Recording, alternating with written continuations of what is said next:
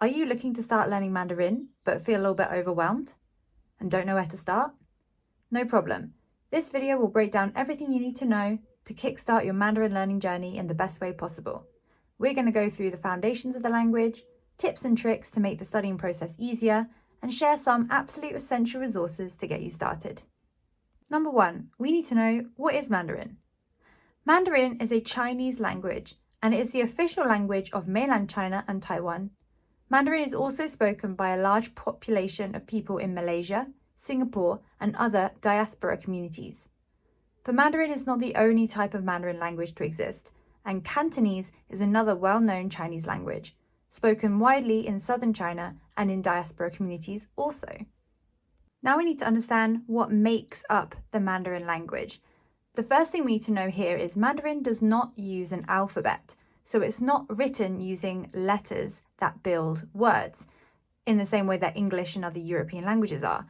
The written language of Mandarin is characters, which are the symbols we read and write with. Mandarin characters are the oldest continuously used written script in the world, dating back to the 13th century BC.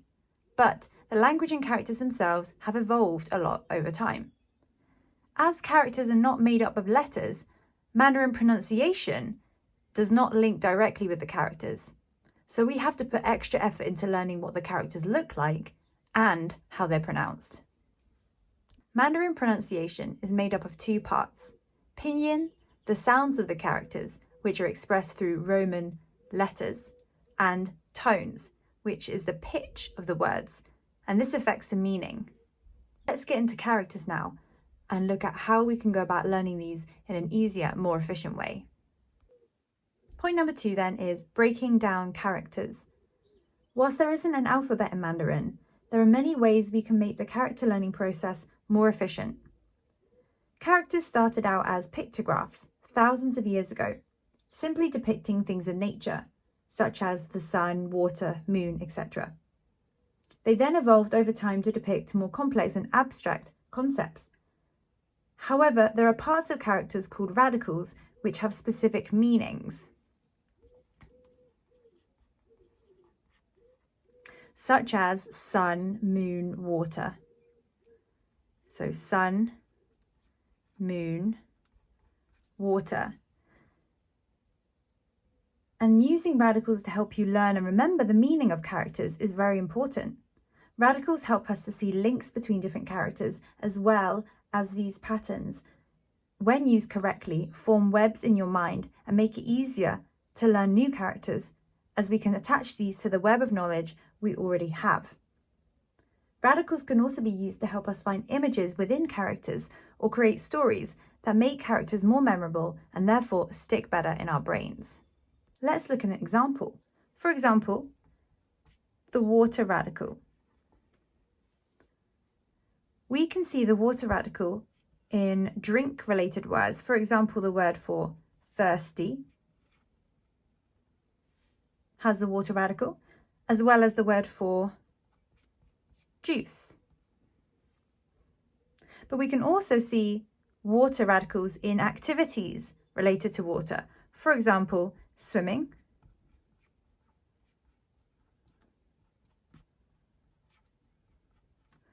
and skiing.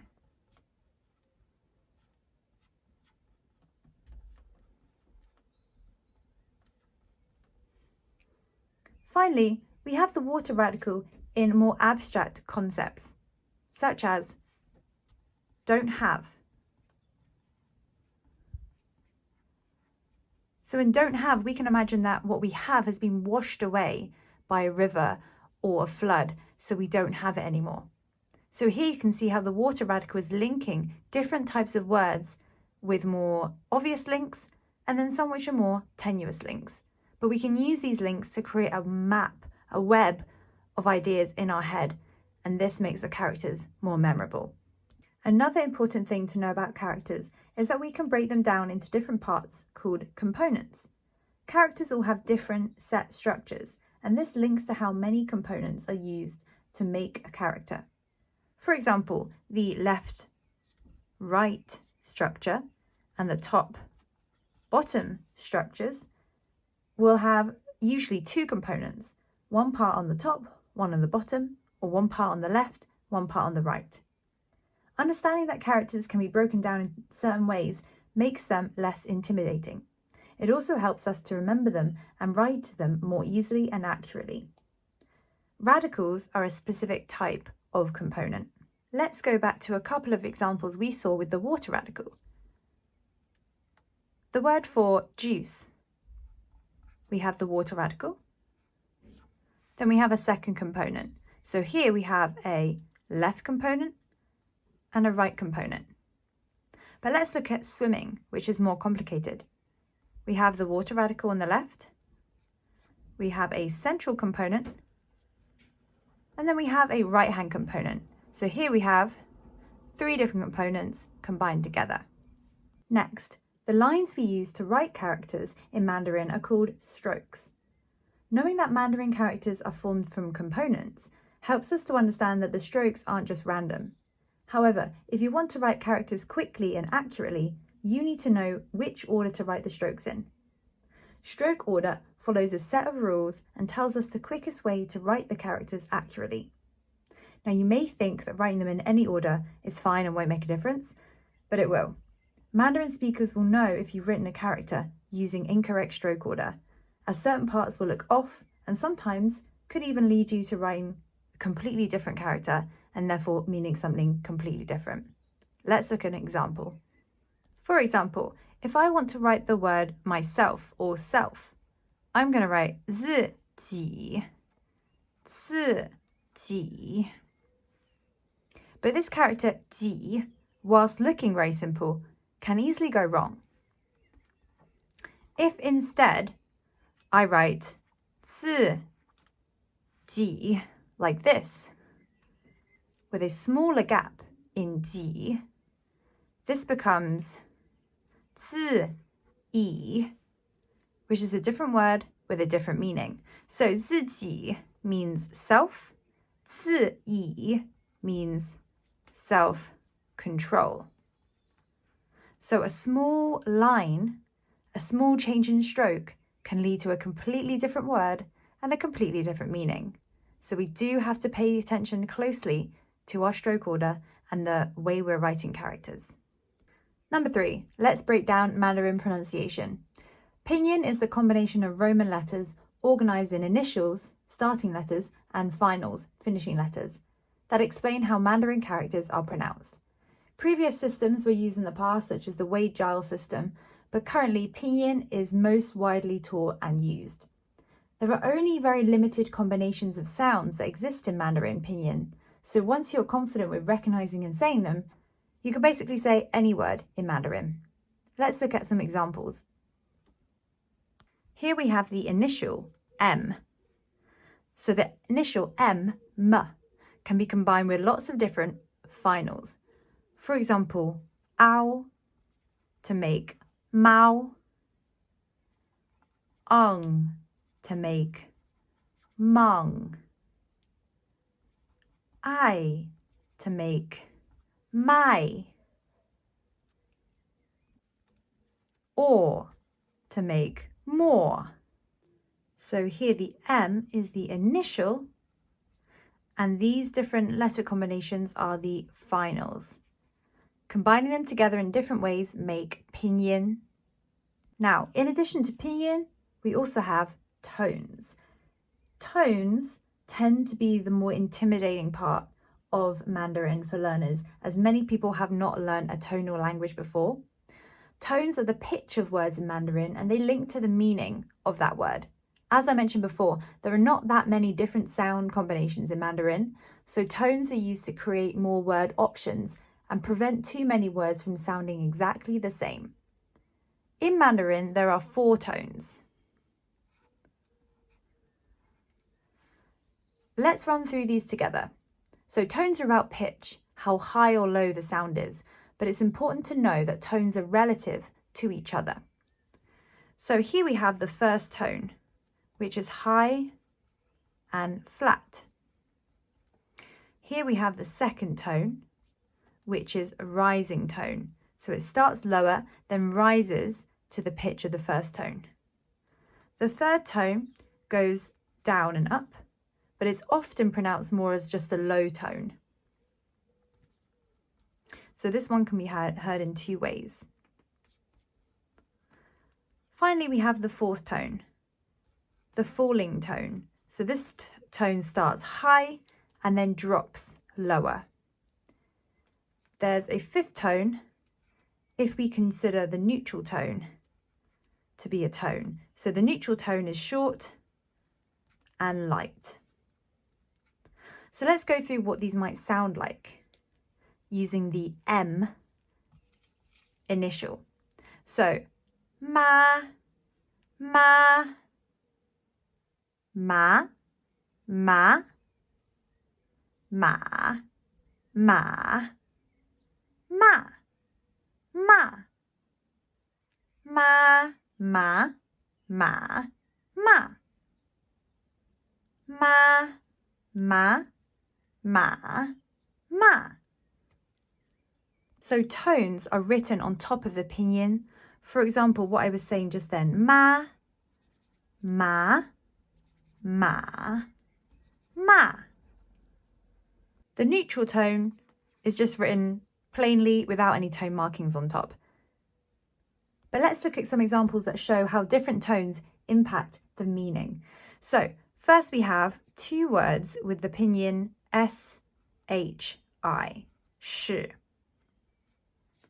So the first is shi, fourth tone, shi. The second is shi, shi, second tone. So the first character means is, the second character means number 10. So the only way we know the difference between these two words is 1, the characters are different, 2, the tones are different. So combining the characters with the pinyin and the tones gives us exactly the word that we are talking about. Let's pick another example. Here we have two characters with the pinyin SI. So we have si, which means death or to die. And then we have si, which is number 4. So again, completely different characters, different tones, but the pinyin is the same.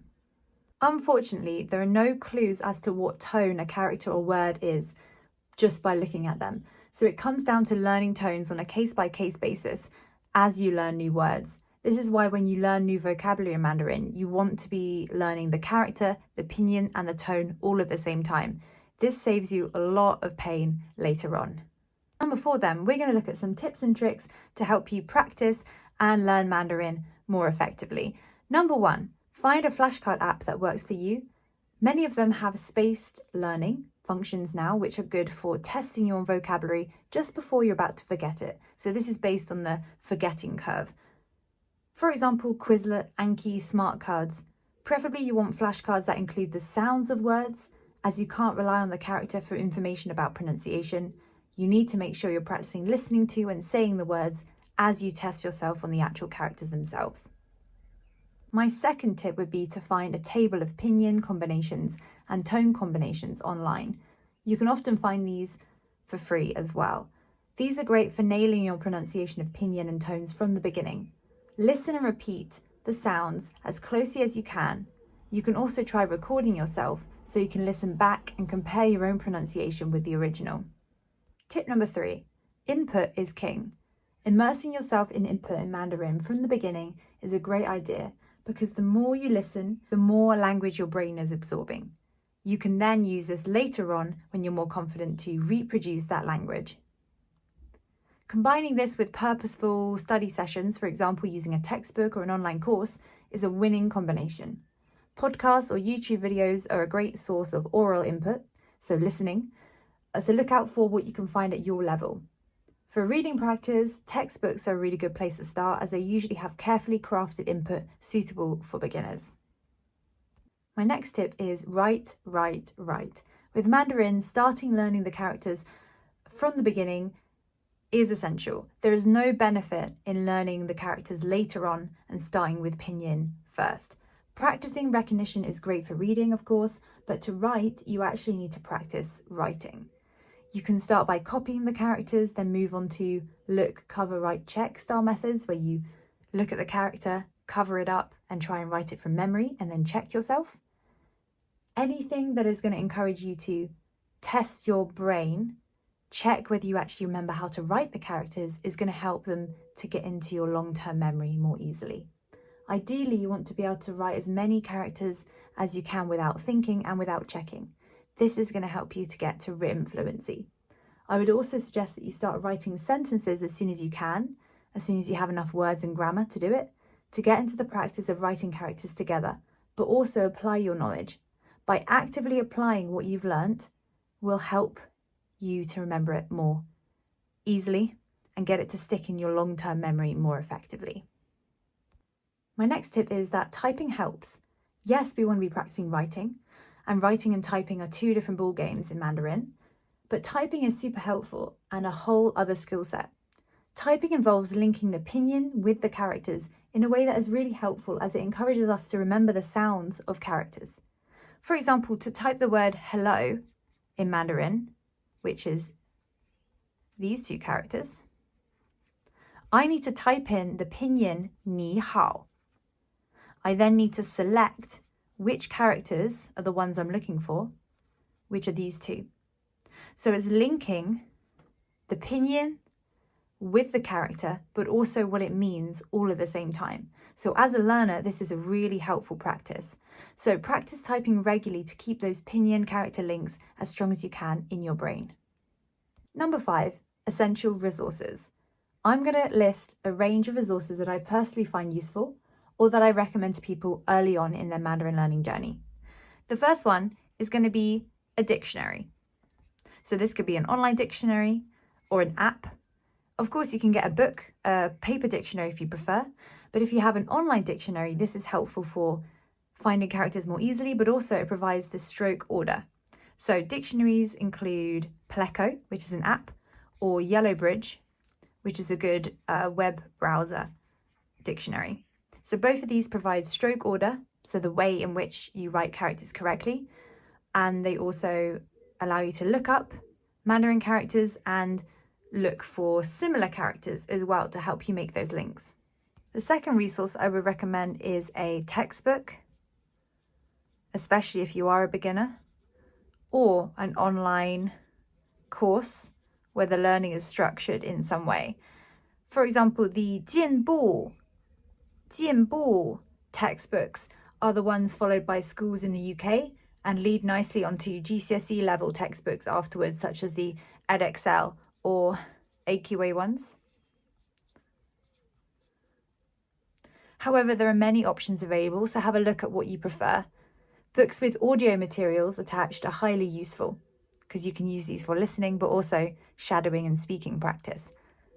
In terms of online courses, we have a Beginners 1 self-paced online course on Trusty Chinese that will set you up with a solid foundation. Check us out if you're interested. My third recommended resource would be either a personal tutor or a language partner.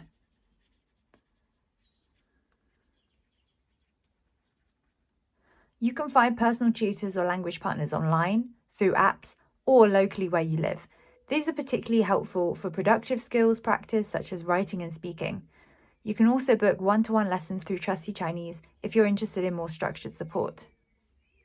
Number 4, I would recommend YouTube for videos and anywhere you get your podcasts, Apple Podcasts or Spotify, for example, for searching Mandarin content at your level for listening practice.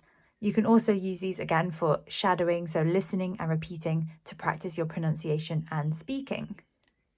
Finally, my 5th resource suggestion would be finding a platform where you can watch shows or films in Mandarin. For example, iQIYI, Netflix or Viki, all of which you can access to a certain extent for free. These are great for cultural and language immersion through television or film, and TV and film expose you a lot to lots of great language and slang you can also pick up. You can use these to train your listening and speaking skills with shadowing too. They're also super fun. So now you're all set to start learning Mandarin. I hope you found this video useful. Let me know in the comments if you try anything or if you have any questions. 下次见.